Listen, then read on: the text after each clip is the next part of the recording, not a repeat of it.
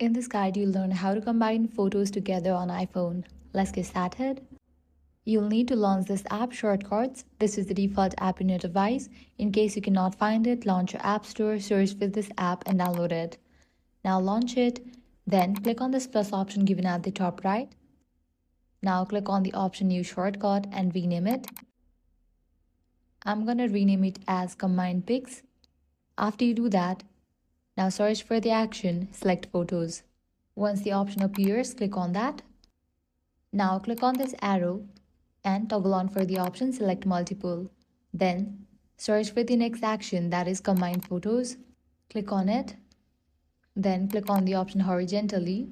Now you can choose how photos are merged, vertically, in a grid, or horizontally, depending on how you want the final image to look. I'm gonna set it as in a grid.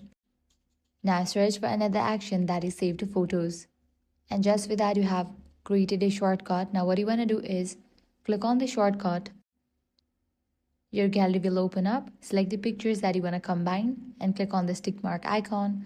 Now close this and launch your Photos app. And you'll be able to find the picture with the combined photos.